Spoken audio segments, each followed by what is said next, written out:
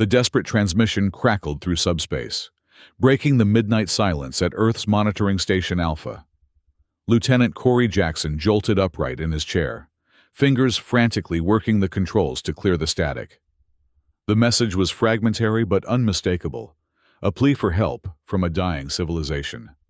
"This is President Vale of Kalen Prime," came the strained voice, punctuated by what sounded like distant explosions. "Our planetary defenses have fallen. The Vorak fleet has destroyed our orbital stations. We have no military capacity remaining. If anyone receives this, please. We are a peaceful people. We cannot withstand the Vorak Empire alone."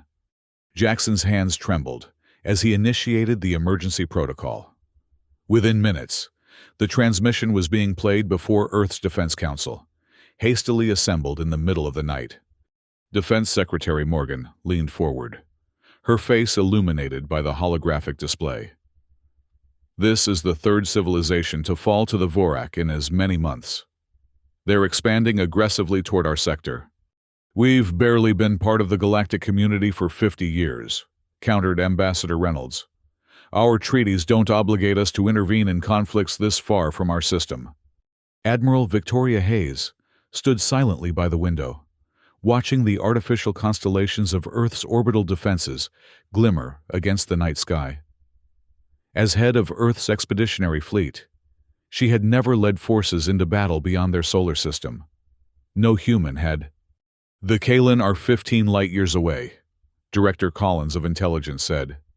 "Even at maximum FTL, we're talking about committing resources beyond anything we've ever attempted." President Reyes remained thoughtful, fingers steepled before her face. "And if we don't respond, what message does that send to the galaxy about humanity?" "That we're sensible," said General Parker gruffly. "The Vorak command a force of thousands of warships. We have 12 vessels capable of extended FTL operations." Admiral Hayes finally turned from the window. 12 ships that have never been tested in combat," she said, her voice quiet but firm. "But 12 ships crewed by the best officers and personnel Earth has to offer." The room fell silent. Hayes continued. "The Kalen are defenseless. We've monitored their civilization for years. They're scholars, artists, philosophers. They abandoned military technology centuries ago to focus on cultural development. All the more reason they should have maintained defensive capabilities," muttered Parker. Hayes' eyes flashed. "So they deserve extinction for choosing peace?" President Reyes raised a hand. "The question before us is simple but profound. Do we answer this call? Do we commit Earth's forces to protect a civilization that cannot protect itself?" The debate raged for hours. Dawn was breaking over the eastern seaboard when President Reyes finally called for a vote. The decision was narrowly made. Earth would respond. As the council dispersed, Secretary Morgan caught Hayes by the arm. "You've got your orders, Admiral, but understand what's at stake. You'll be taking our entire combat-ready fleet into unknown territory against a superior force. If you fail..." "Earth stands alone," Hayes finished.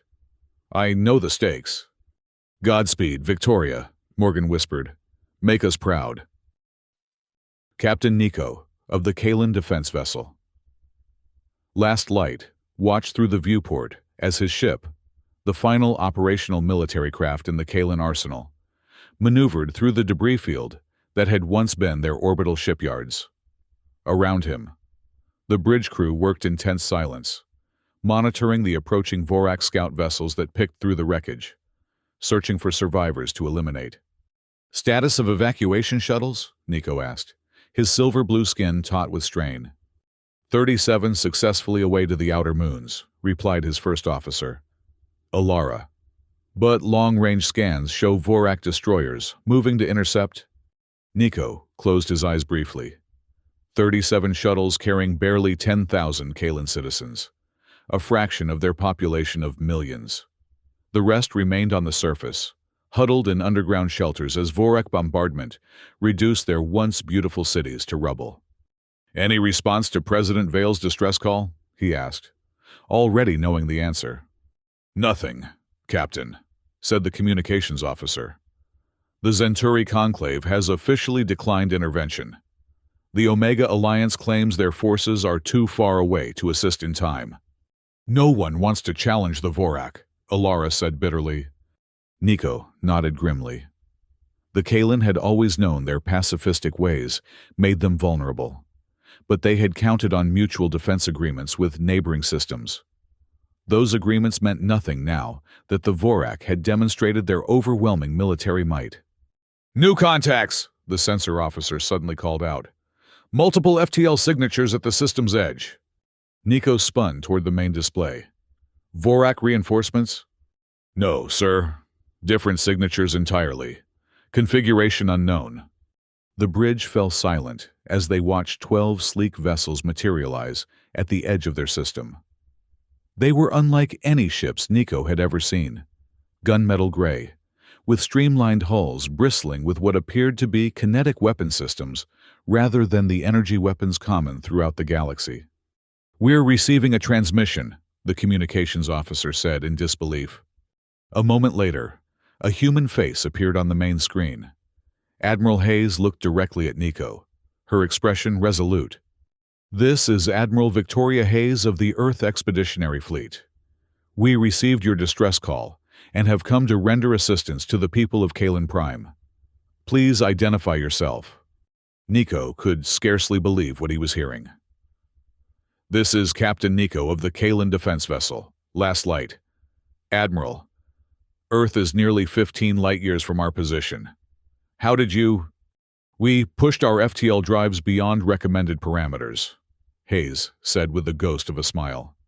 "Captain, I need a situation report immediately. Where are the primary Vorak forces located, and what is the status of your civilian population?" As Nico quickly briefed the human commander, he felt something he hadn't experienced in weeks: hope. But reality quickly reasserted itself. "Admiral, while we are grateful for your arrival, I must inform you that the Vorak fleet numbers in the hundreds. Your 12 vessels cannot possibly—" "Let us worry about that, Captain," Hayes interrupted. "For now, I need you to coordinate with us on evacuating as many of your people as possible.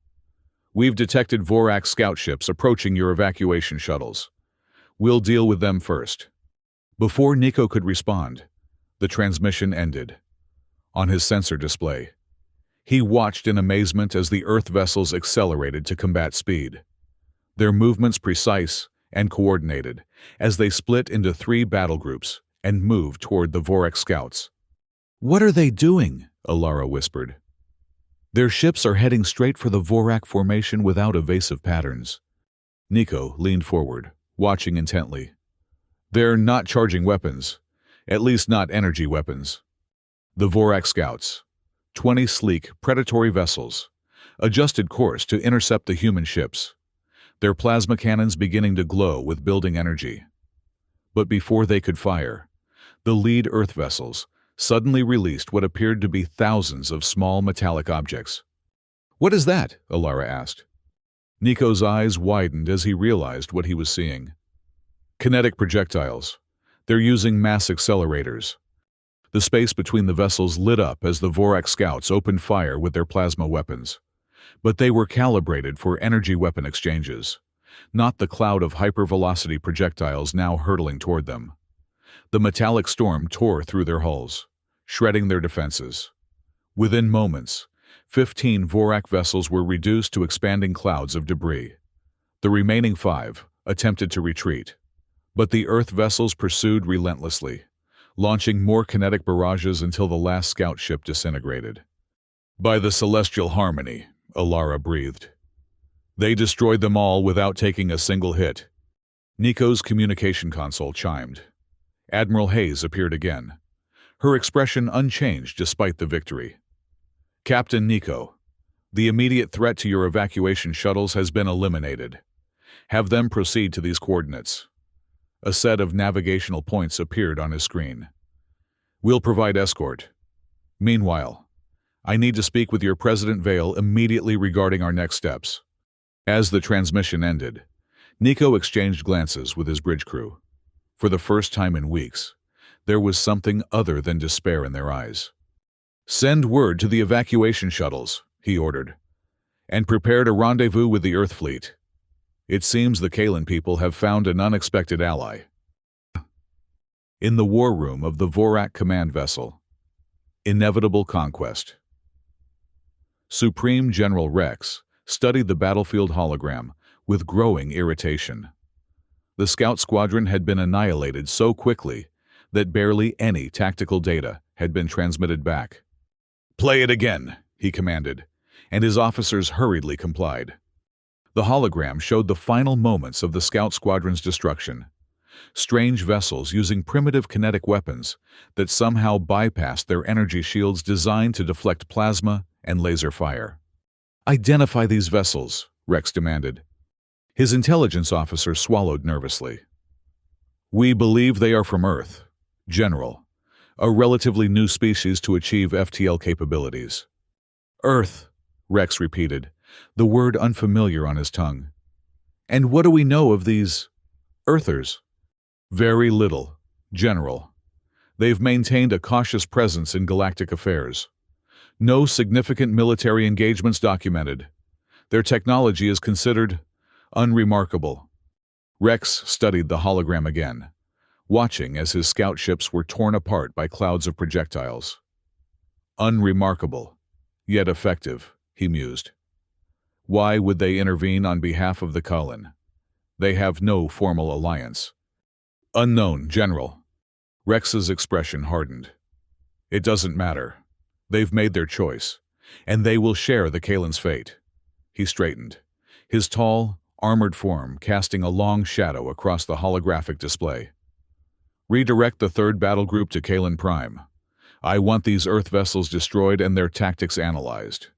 "The third battle group, General?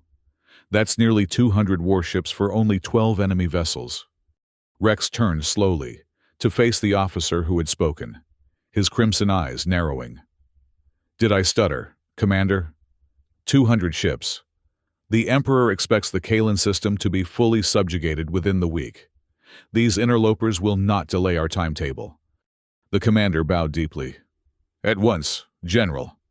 As his officers hurried to carry out his orders, Rex returned his gaze to the hologram, studying the strange configuration of the Earth vessels. Something about their tactics troubled him. They had attacked with precision and confidence despite being outnumbered. Either they were foolish or they knew something the Vorak did not. "You've made a grave mistake, Earthers," he murmured. "No one challenges the Vorak Empire and survives." President Vale of the Kalan looked considerably more worn in person than in her transmission. Her once vibrant silver-blue skin had taken on a dull, ashen quality, and her eyes were sunken with exhaustion. Nevertheless, she carried herself with dignity as she greeted Admiral Hayes in the hastily established command center within the central shelters beneath Kalan Prime's capital city. "Admiral Hayes," she said, extending her six-fingered hand in the human fashion. "I cannot adequately express what your arrival means to my people." Hayes clasped the offered hand firmly. "Madam President, Earth stands with Kalan. But I must be direct. We've bought some time by eliminating the scout forces. But our intelligence suggests the Vorak are redirecting a major battle group to this system." Vale nodded gravely. "Our remaining orbital sensors confirm this. We estimate their arrival within 36 hours. Then we have 36 hours to prepare," Hayes said. She gestured to the officers accompanying her, a diverse group of Earth's finest tacticians. "This is my strategic team. With your permission, we'd like to coordinate with Captain Nico and any military advisors you still have available." "Of course," Vale agreed. "But, Admiral, I must be honest. While we appreciate Earth's intervention, I fear you've only delayed the inevitable. The Vorak fleet numbers in the thousands. Your brave 12 ships cannot hope to—" "With respect, Madam President," Hayes interrupted gently, "we didn't come all this way to give up before the fight begins. She nodded to her communications officer, who activated a holographic display. We've been analyzing Vorak tactics and technology since we received your distress call. They rely heavily on energy weapons and shields calibrated to defend against the same. Our kinetic weaponry gives us an advantage they weren't expecting. An advantage, yes, said an elderly Kalen, who stepped forward from Vale's entourage. But not enough to overcome such numerical superiority.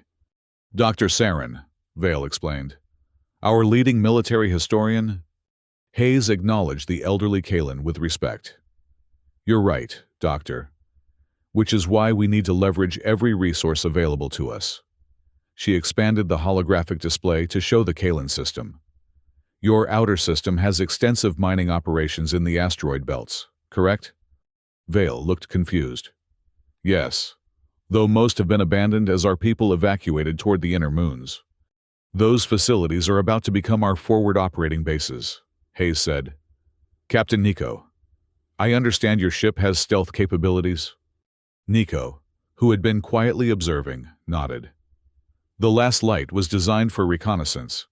We can mask our energy signature, but it's not perfect. It doesn't need to be perfect. It just needs to get you close enough to the mining facilities to reactivate them before the Vorak arrive. Hayes turned back to President Vale. Madam President, I need your authorization to commandeer those facilities and any remaining industrial capacity you have on your moons and orbital platforms. Vale hesitated only briefly before nodding. You have it, Admiral. But what exactly do you intend to do? Hayes smiled grimly. We're going to teach the Vorak that sometimes the old ways of war are the most effective. Captain Nico, select your best crew. You depart in 2 hours. As the meeting continued, detailed plans were made for the defense of Kalen Prime. When they finally adjourned, Hayes found herself alone with President Vale in a small antechamber. Your people have never fought beyond your own solar system, Vale said quietly. Why risk everything for us? Hayes considered the question carefully. When we achieved FTL travel and joined the Galactic community, we made a promise to ourselves. Earth has a long history of conflict. We've nearly destroyed ourselves more than once. We decided that if we were to venture among the stars, we would do better than we had done at home. She met Vale's gaze steadily. The strong protect the weak. That's what civilization means. Vale's expression softened. Your species is very young by galactic standards, Admiral Hayes, but perhaps you have wisdom the rest of us have forgotten. Hayes wasn't so sure about wisdom, but as she left to rejoin her officers, she knew one thing with certainty. The next 36 hours would determine not only the fate of Kalen Prime, but also humanity's place in the galaxy. Captain Nico guided the last light through the debris field surrounding the largest mining facility in Kalen's outer asteroid belt. The massive structure had been abandoned when the Vorak invasion began. Its workers evacuated to the inner system. Now it drifted dark and silent, appearing to be just another piece of wreckage to casual scans. Approach vector clear, reported his navigator. No Vorak patrols detected within sensor range. Nico nodded, though tension remained etched in his features. Begin docking procedures. Minimal power signatures only. As the last light eased into a maintenance dock, Nico turned to the Earth officer who had accompanied them, Commander Sarah Chen, Hayes' chief engineer. She had been studying the facility schematics with intense concentration throughout their journey. We have approximately 6 hours before the Vorak battle group arrives at the system's edge, Nico said. Whatever you intend to do with this facility, it must be done quickly. Commander Chen nodded, her dark eyes reflecting the determination Nico had come to associate with the humans. 6 hours is enough. My team knows what to do. She activated her communication device. All engineering teams, prepare for EVA. Operation Hornet's Nest is a go. Nico watched as 30 Earth engineers in specialized environmental suits disembarked from the last light, carrying equipment packs and what appeared to be modified mining charges. Hornet's nest? He inquired. Chen's expression remained serious, but there was a glint of something like grim humor in her eyes. An earth insect, small, seemingly insignificant, but with a nasty sting when provoked, and they're especially dangerous in large numbers. Over the next several hours, Nico observed with growing amazement as the Earth engineers transformed the abandoned mining facility. They reactivated the central power core, but modified it to run at minimal output, just enough to power the facility systems without creating an energy signature that would attract attention. They repurposed the mining drones, replacing excavation tools with explosive packages. Most intriguingly, they converted the facility's mass drivers, originally designed to launch processed ore containers, into massive kinetic weapon platforms. The Vorak expect a direct confrontation, Chen explained, as they monitored the work from the facility's control center. Admiral Hayes is giving them something else entirely. Guerrilla warfare, Nico said, recalling the term from his studies of pre-FTL combat tactics. Chen nodded. We can't match their numbers, so we'll make numbers irrelevant. We're setting up similar modifications at 7 other facilities throughout the asteroid belt. When the Vorak fleet passes through on their way to the inner system, she didn't need to finish. Nico understood the strategy now. You're creating an ambush corridor. Exactly. And this is just phase 1. Chen checked her timepiece. We should be receiving confirmation from the other teams soon. As if on cue, the communication system chimed. One by one, the other Earth teams reported successful completion of their modifications. The mining facilities were now deadly traps, waiting to be sprung. Time to evacuate, Chen said, initiating the final sequence that would leave the facility in automated standby mode. The last light needs to be back with the main fleet before the Vorak arrive. As they made their way back to the ship, Nico found himself studying the human commander. Your people adapt quickly to space warfare for a species so new to the stars. Chen secured her equipment before responding. We adapt quickly to all warfare. Captain, it's both our greatest strength and our greatest shame. Her expression turned thoughtful. But perhaps here, against the Vorak, it will prove to be the galaxy's salvation. Nico wasn't certain if he found that reassuring or terrifying. But as the last light disengaged from the mining facility and began its stealthy journey back to the inner system, he knew one thing for certain. The coming battle would be unlike anything the galaxy had seen before. Admiral Hayes stood on the bridge of her flagship, the EEF Intrepid, watching as the tactical display updated with real-time intelligence.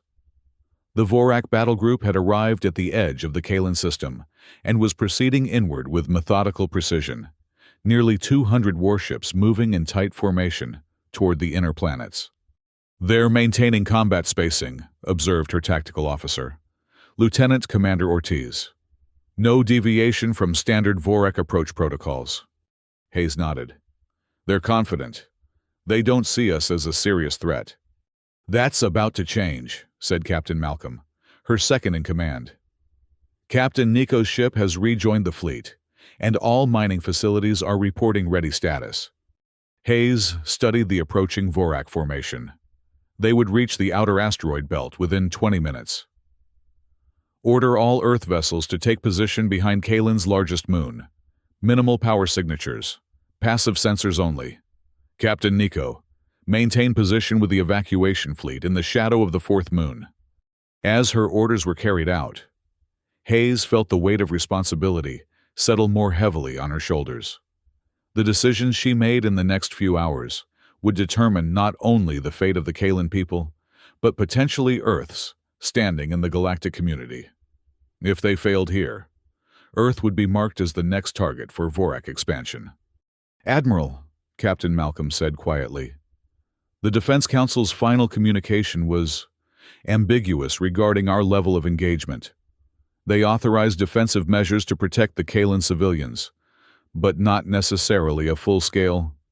The Council is 15 light-years away, Captain, Hayes interrupted, her voice firm. "They gave me operational discretion. I intend to use it." Malcolm nodded, understanding the unspoken message. They were committed now, for better or worse. "Vorak fleet entering the outer asteroid belt," reported the sensor officer. "First vessels approaching mining facility Alpha." Hayes took a deep breath. "Initiate Operation Hornet's Nest." Across the vast expanse of the asteroid belt, the abandoned mining facilities suddenly came to life. Automated systems activated, and modified mining drones launched in swarms toward the approaching Vorak vessels. The massive ships, their energy shields optimized for deflecting directed energy weapons, found themselves surrounded by hundreds of small, fast-moving objects that their targeting systems struggled to track. On the tactical display, Hayes watched as the first wave of drones reached their targets. The explosions were small by space warfare standards, pinpricks against the massive Vorak warships. But they weren't meant to destroy, only to confuse and distract. "Vorak vessels are adjusting course," reported Ortiz. "They're breaking formation to engage the drones." "Exactly as predicted," Hayes said. "Phase 2. As the Vorak ships scattered to deal with the drone swarms, the repurposed mass drivers on the mining facilities locked onto their targets. There was no energy buildup to detect, no warning, just the sudden launch of thousands of hypervelocity projectiles, each barely larger than a human fist but accelerated to a significant fraction of light speed. The results were devastating. Vorak shields, designed to disperse energy weapons, offered minimal protection against physical impacts.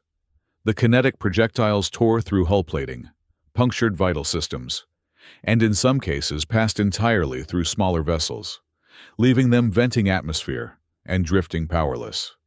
27 Vorak ships disabled or destroyed, reported Ortiz, unable to keep the amazement from his voice. They're trying to return fire, but they can't locate the source of the attacks through the asteroid field. Hayes allowed herself a moment of satisfaction before focusing on the next phase. The Vorak commander won't maintain this scattered formation for long. Once they realize what's happening, they'll regroup and proceed with more caution. She turned to her communications officer. "Signal the fleet. Prepare to execute attack pattern Epsilon on my mark." The Vorak response came more quickly than Hayes had anticipated. The remaining ships abruptly ceased their engagement with the drones and accelerated sharply, pushing through the asteroid belt at dangerous speed. Several collided with smaller asteroids, sustaining damage but continuing their advance. "They're making for the inner system," Malcolm observed. "They've realized it's a trap." Hayes nodded grimly. "And now they're angry, exactly as we want them." She straightened her uniform. "All ships, execute attack pattern Epsilon. Engage the enemy." The 12 Earth vessels emerged from behind Kalen's moon, engines flaring as they accelerated toward the oncoming Vorak fleet. To an observer, it might have seemed like madness. 12 ships charging directly at more than 150 enemy vessels. But Hayes had studied the Vorak extensively. She knew their tactics, their weaknesses, and most importantly, their pride. The Vorak, outraged at being ambushed by what they considered an inferior species, took the bait. Their formation spread wide, individual captains eager to claim the honor of destroying an Earth vessel. It was exactly the response Hayes had counted on. "All ships, execute randomized evasive patterns," she ordered. "Kinetic batteries, fire at will. Target their propulsion systems and weapon emplacements." What followed was unlike any space battle recorded in galactic history. The Earth vessels darted between the much larger Vorak ships, firing precise kinetic barrages that punched through shields designed for energy warfare. When the Vorak adjusted, bringing their point defense systems to bear on the kinetic projectiles, the Earth ships switched tactics, deploying EMP devices that temporarily disabled Vorak electronic systems before moving in with conventional weapons. It was chaos, beautiful, calculated chaos. And in the midst of it, Hayes watched the tactical display with intense concentration, identifying patterns and weaknesses, adjusting her strategy moment by moment. Vorak Central Command Vessel identified. Ortiz suddenly called out. Heavy cruiser class. Designation matches Supreme General Rex's flagship.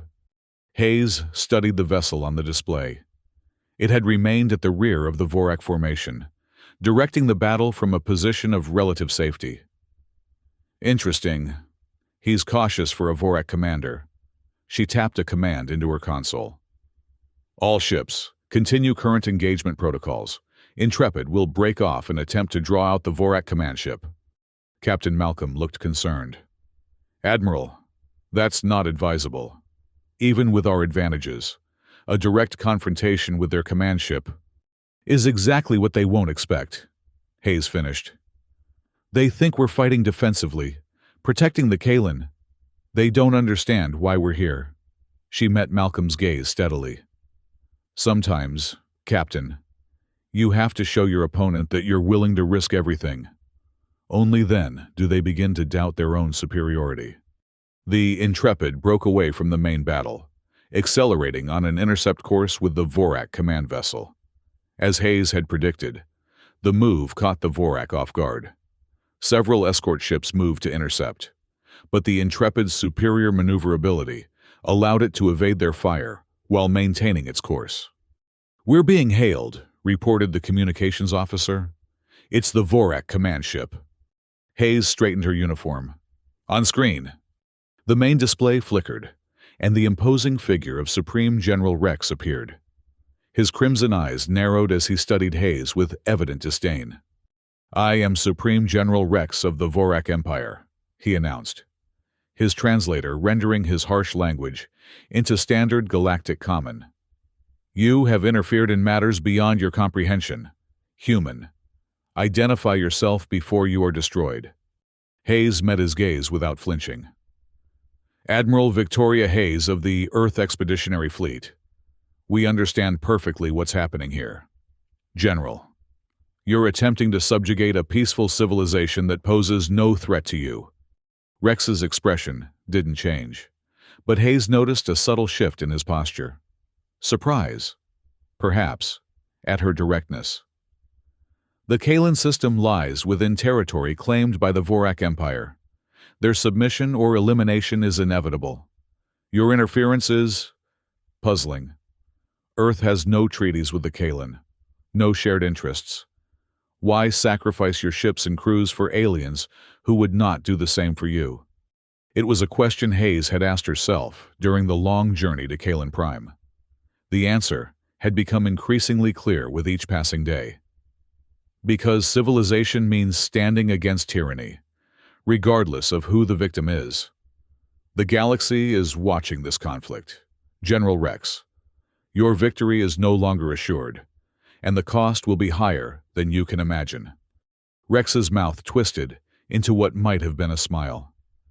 Brave words from the commander of a hopelessly outnumbered force.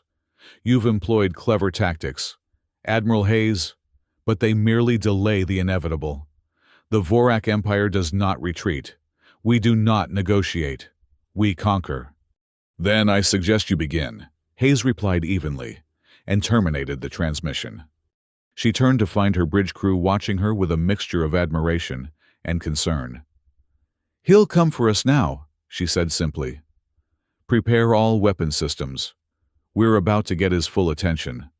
As the Intrepid maneuvered to engage the approaching Vorak command ship, Hayes allowed herself a moment of doubt. Had she pushed too far, committed her forces to a battle they couldn't possibly win? But when she looked at the tactical display, at the Kaelin evacuation ships safely hidden behind the moons, at the brave crews of her 11 other vessels fighting against overwhelming odds, she knew the answer. Some fights were worth losing if they showed the galaxy what was truly at stake. On the bridge of the last light, Captain Nico watched the battle unfold with a mixture of awe and horror. The Earth vessels moved with an agility that belied their size, engaging the much larger Vorak ships with tactics unlike anything he had ever witnessed. But for all their skill, they were still hopelessly outnumbered. The Intrepid is engaging the Vorak command ship, reported Alara, monitoring the battle from the sensor station. Admiral Hayes appears to be challenging their leader directly. Nico frowned. It was a bold move, perhaps too bold. The Vorak command ship was among their most heavily armed vessels, and despite the effectiveness of Earth's kinetic weapons, a direct confrontation seemed suicidal. "Can we assist?" he asked, already knowing the answer.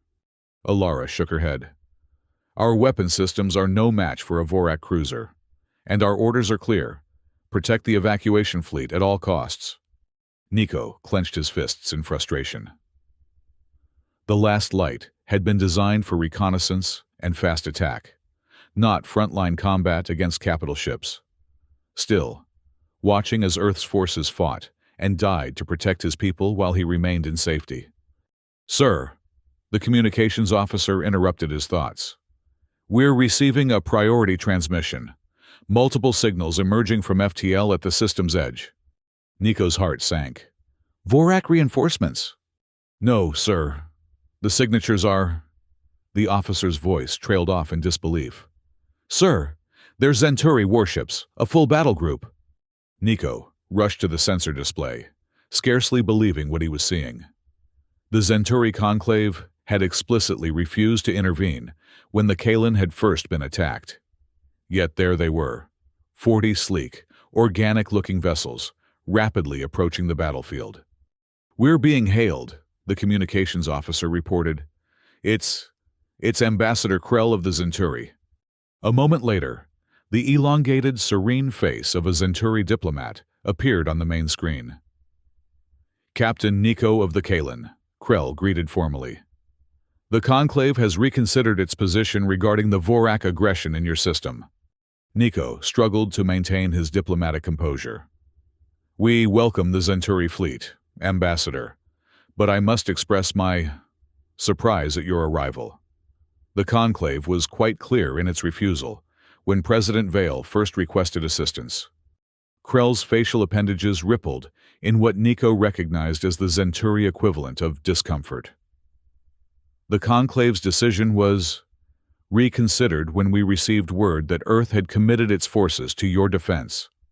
If humans are willing to travel 15 light-years to fight for the principle of galactic security, how could we, your neighbors, do any less?"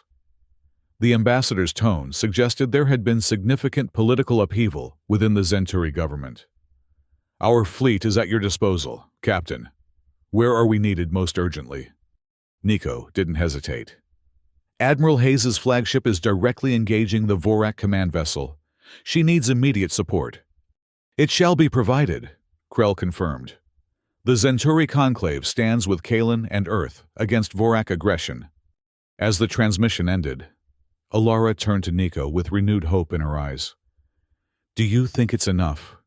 Even with Zenturi support, the Vorak still outnumber us." Nico studied the tactical display, watching as the Zenturi fleet accelerated toward the main battle. "Perhaps not," he admitted. "But something has changed in the galaxy today. For the first time, someone stood against the Vorak, and others have followed. Whatever happens now, the Vorak Empire is no longer unchallenged." A new alert sounded from the communication station. "Captain, another transmission coming in. It's from the Omega Alliance." Nico exchanged a shocked glance with Alara. The Omega Alliance, a coalition of systems on the far side of the galactic arm, had cited distance as their reason for not intervening. Yet, according to the sensor readings now flooding in, a small but powerful Omega task force had just emerged from FTL at the system's edge. "The balance is shifting," Alara whispered. Nico nodded slowly, a plan forming in his mind. "Signal the Earth fleet. Inform Admiral Hayes that reinforcements have arrived, and request new orders." He turned to his engineering officer. "And prepare the last light for combat operations. We will no longer hide while others fight our battle." As his crew hurried to comply, Nico gazed at the tactical display, where dozens of new Allied ships were now moving to engage the Vorak fleet. Something unprecedented was happening. a spontaneous coalition forming against tyranny. And the catalyst had been 12 human vessels that had traveled across the stars to defend a people they barely knew. Today, Nico said quietly, everything changes. Supreme General Rex snarled in frustration as his tactical display updated with the new arrivals. What had begun as a simple subjugation operation had somehow transformed into a multi-species conflict that threatened the Vorak advance through this sector. How did this happen? He demanded, of no one in particular, his crimson eyes blazing. The Zenturi are cowards. The Omega Alliance never intervenes beyond their borders. His second-in-command, Commander Vex, approached cautiously. General, our forces are still numerically superior, but the tactical situation has become complicated. The Earth vessels continue to disrupt our formations, and now the Zenturi ships are— I can see what they're doing, Rex snapped. The question is why? Why would these disparate species suddenly unite against us? He studied the movements of the Earth flagship, which had been joined by several Zenturi cruisers in its assault on his command ship. It's her, this Admiral Hayes. Somehow she has catalyzed this response. Vex hesitated before speaking again. General, perhaps we should consider a tactical withdrawal. We can return with a larger force once we've analyzed these new— The suggestion died as Rex seized Vex by the throat, lifting the commander off his feet with one powerful arm. The Vorak Empire does not retreat, he hissed, especially not from inferior species who lack the wisdom to accept their proper place in the galaxy's hierarchy. He released Vex, who collapsed to the deck, gasping for breath. Signal all vessels, Rex commanded. Concentrate fire on the Earth flagship. I want Admiral Hayes eliminated. Once their leader falls, this pathetic coalition will disintegrate. As his orders were relayed, Rex returned his attention to the tactical display. The battle had spread throughout the inner system, with Earth's kinetic warfare proving surprisingly effective against Vorak shields designed for energy combat. The Zenturi, with their advanced organic technology, were targeting Vorak communication systems, while the small but elite Omega Force was executing precision strikes against key Vorak vessels. It was concerning, but Rex remained confident in Vorak's superiority. No coalition hastily formed in the heat of battle could withstand the might of the Empire. He would crush this resistance, and the punishment inflicted on the Kaelin would serve as an example to any who dared defy Vorak expansion in the future. All vessels report ready, General, announced the weapons officer. Targeting solutions locked on the Earth flagship. Rex allowed himself a cold smile. Fire. Admiral Hayes braced herself as the Intrepid shuddered under concentrated Vorak fire. The arrival of the Zenturi and Omega forces had changed the dynamics of the battle, but the Vorak were adapting quickly, focusing their superior numbers on key targets. Shield generators 3 and 4 failing, reported the engineering officer. Hull breaches on decks 5 through 8. Automatic containment systems engaged. Hayes studied the tactical display. The Vorak command ship was now at the center of a defensive formation, directing focused fire on the Intrepid, while other Vorak vessels engaged the Allied forces. It was a sound strategy. Eliminate the perceived leader of the opposition to demoralize the rest. Evasive pattern delta, she ordered. Redirect power from non-essential systems to the remaining shields, and get me a direct channel to Captain Nico. A moment later, the call-in captain's face appeared on a secondary display. He looked different, more determined, his earlier resignation replaced by a fierce resolve. Admiral Hayes, he greeted. The last light is combat-ready and awaiting your orders. Hayes raised an eyebrow. Your orders were to protect the evacuation fleet, Captain. With respect, Admiral, the evacuation fleet is now under Omega protection. My ship and crew request permission to join the main battle. Another impact rocked the Intrepid, and Hayes steadied herself against her command chair. Your vessel isn't designed for frontline combat, Captain. No. Nico agreed. But it has something that might prove useful. Kalen's shield technology. Hayes frowned. I thought the Kalen had abandoned military technology centuries ago. We abandoned offensive military technology, Nico clarified. But our defensive systems remained among the most advanced in the sector. The Last Light is equipped with prototype shield generators that can be modified to protect against kinetic impacts, as well as energy weapons. Hayes' mind raced with the implications. Earth's kinetic weapons had been effective precisely because Vorak shields couldn't stop them. If the Vorak adapted their shields similarly. You're suggesting we share this technology with our allies, she said. Nico nodded. My engineers have already prepared the modifications. We can transmit the specifications to your fleet and the Zenturi immediately. The Omega vessels appear to already have similar capabilities. It was a significant development, and potentially a turning point. Do it, Hayes ordered. And then bring the Last Light to these coordinates. I have a specific mission in mind for your stealth capabilities. As Nico's image disappeared from the screen, Captain Malcolm approached Hayes' chair. Admiral, engineering reports the main propulsion system is operating at 60% efficiency. We can't maintain this level of evasive maneuvering much longer. Hayes nodded grimly. We don't need to, Captain. We just need to keep their attention for a little while longer. She tapped a command sequence into her console, bringing up a detailed scan of the Vorak command ship. There. Do you see it? The fluctuation in their shield harmonics when they fire their main weapons array. Malcolm studied the scan. A 2-second vulnerability, but only directly adjacent to the weapons ports. 2 seconds is an eternity in combat, Hayes said. Signal the Zenturi cruisers to continue their attack pattern. I want continuous pressure on those shields, and prepare our kinetic batteries for a precision strike the next time that fluctuation appears. As Malcolm moved to relay her orders, Hayes allowed herself a moment of reflection. The battle was far from won. The Vorak still held a significant numerical advantage, and the Intrepid had sustained heavy damage.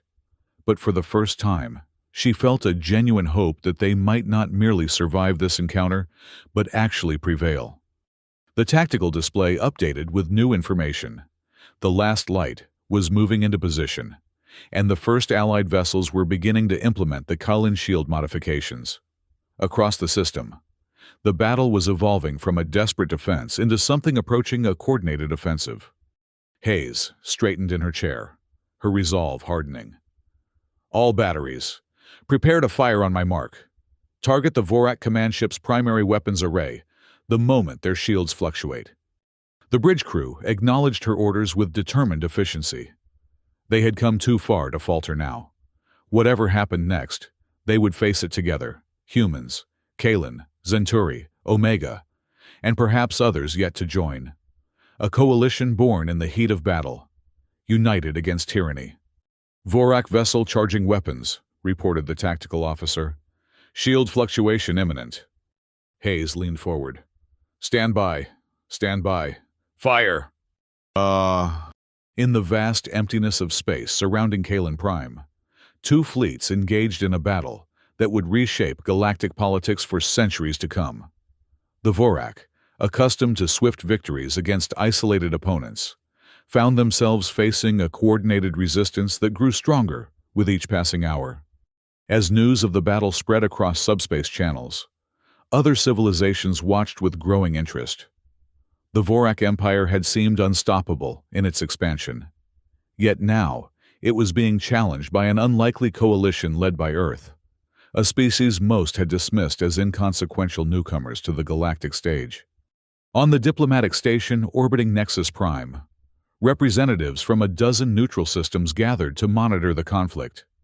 Ambassador Zhen of the Hegemony studied the incoming data with careful attention. The humans are using kinetic weapons, she observed to her aides. Such primitive technology, yet remarkably effective against Vorak defenses.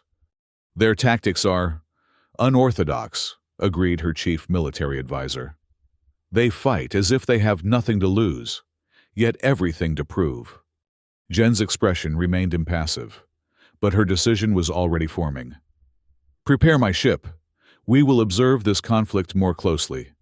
Similar conversations were occurring throughout the sector as the battle for Kalen Prime evolved from a straightforward invasion into something more significant, a test of wills between the established Vorak Empire and an emerging coalition of species that had found common cause in resistance.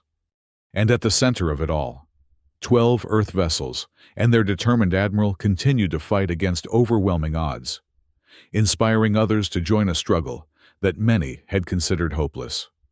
The galaxy watched and waited to see which vision of the future would prevail. 6 days later, Admiral Hayes stood on the observation deck of Unity Station, gazing out at the battered but triumphant Allied fleet. The space around Kalen Prime was still littered with debris from the battle, a stark reminder of what had been won and lost. The door slid open behind her, and she turned to find President Vale approaching, accompanied by representatives from the Zenturi Conclave, the Omega Alliance, and several other systems that had joined the coalition in the later stages of the conflict. "Admiral," Vale greeted warmly, "the signing ceremony is about to begin. We cannot proceed without the architect of our victory." Hayes smiled tiredly. The past week had been a blur of combat, strategy sessions, and emergency repairs. The Vorak had fought with characteristic determination, but their rigid tactics had ultimately proven no match for the flexible, innovative approach of the coalition forces. The turning point had come when the Last Light, utilizing its stealth capabilities, had managed to plant a series of modified mining charges directly on the hull of Supreme General Rex's command ship. The resulting explosions had disabled the vessel's primary systems, throwing the Vorak fleet into disarray. Without centralized command, the Vorak battle groups had fought on, but lost their coordination. When a second wave of Allied reinforcements arrived, including a surprise contingent from the hegemony, the outcome was no longer in doubt. "I'm not sure architect is the right word, Madam President," Hayes said modestly. "We all did what was necessary." "What was right," corrected Ambassador Krell of the Zenturi, "and in doing so, changed the course of galactic history." They walked together toward the station's central chamber, where representatives from 27 systems had gathered to sign what was already being called the Galactic Defense Accord. It was an unprecedented agreement, a mutual defense pact that transcended traditional alliances and rivalries. "The Vorak have withdrawn to their core systems," reported General Talon of the Omega Alliance as they walked. "Our intelligence suggests Emperor Kane is facing significant internal challenges. Several subjugated worlds have already declared independence." "They'll be back," Hayes cautioned. "Perhaps not tomorrow or next year, but eventually. Empires rarely surrender their ambitions permanently." "And when they return, they will find us waiting," said a new voice. Captain Nico approached, his uniform adorned with the newly created insignia of the Coalition Defense Force. Together, Hayes smiled at the Kalen officer. His ship and crew had proved invaluable in the final stages of the battle, and he had subsequently been appointed as one of the first joint commanders of the Coalition's unified military structure. "How are the defensive installations progressing?" she asked. "On schedule," Nico replied. "The first phase of the Kalen system defenses will be operational within a month. Similar preparations are underway in the Earth system and other Coalition territories." They entered the central chamber to applause from the assembled delegates.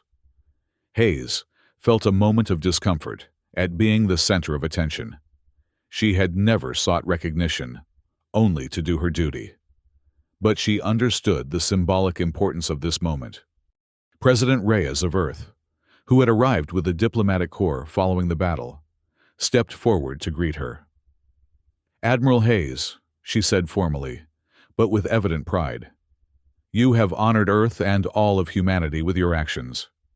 The Defense Council's decision to answer the Kalen distress call has been vindicated beyond our highest expectations." Hayes nodded in acknowledgement. Though privately, She wondered if the council would have been so approving had they known the full extent of the risks she had taken. In the end, it didn't matter.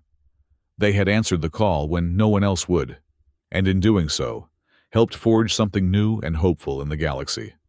The signing ceremony proceeded with the solemn dignity befitting its importance. One by one, representatives from each participating system affixed their signatures or equivalent endorsements to the accord. When it was Hayes's turn, she paused momentarily, considering the weight of the moment. "Something troubling you, Admiral?" asked President Vale quietly. Hayes shook her head. "Just reflecting on how quickly the impossible becomes possible when people find common cause." She signed the document, her signature joining those of beings from across the galaxy, some with appendages, some with tentacles, some using specialized manipulators, but all committed to a shared vision of mutual defense against aggression. When the ceremony concluded, Hayes found herself once again on the observation deck, joined this time by Captain Nico. They stood in companionable silence, watching as coalition vessels moved in coordinated patterns, conducting joint exercises and establishing defense perimeters. "I've been studying Earth history," Nico said eventually. "Your species has a complicated relationship with warfare." Hayes nodded. "We've fought ourselves more often than we've fought others. We've committed terrible atrocities and achieved moments of profound heroism, sometimes within the same conflict. Yet, when you ventured into space, you chose to use that knowledge to protect others, rather than conquer them. We learned the hard way that conquest brings only temporary power, while cooperation builds lasting strength." Hayes turned to face the Kalan captain. "Your people chose peace centuries ago. We're still working toward that ideal." Nico's expression was thoughtful. "Perhaps there's wisdom in both approaches. The Kalan abandoned warfare entirely, and found ourselves defenseless when the Vorak came. Earth maintained its military capacity, but chose to use it in defense of others." He gestured toward the fleet outside. "Together, we've created something neither of us could have achieved alone." Hayes couldn't argue with that assessment. The coalition forming around them represented something unprecedented in galactic history. A voluntary association of diverse species, united not by conquest or coercion, but by shared principles. "What happens next?" Nico asked. Hayes considered the question. The immediate crisis had passed, but the work of building a lasting security framework had only just begun. Earth's fleet had suffered significant losses, and reconstructing their forces, now with the benefit of shared technology from their allies, would take time. The Vorak remained a threat, diminished but not defeated, and other challenges would inevitably arise. "We continue," she said simply. "We build, we prepare, and we remember why we fought in the first place." As if to emphasize her words, a small civilian transport passed by the observation window, carrying Kalan refugees returning to their homeworld from the evacuation moons. Children pressed their faces against the viewport, marveling at the assembled fleet that had saved their world. Hayes and Nico watched in silence as the transport continued toward Kalan Prime, where the work of rebuilding had already begun. In that moment, despite the losses and the challenges ahead, Hayes knew with absolute certainty that they had made the right choice. Unity was not merely their best defense against tyranny. It was the only path forward for a galaxy of diverse species sharing a finite universe. Earth had answered a desperate call from across the stars, and in doing so, helped forge a new era of cooperation that would echo across the cosmos for generations to come. "Together," Hayes murmured, echoing Nico's earlier statement.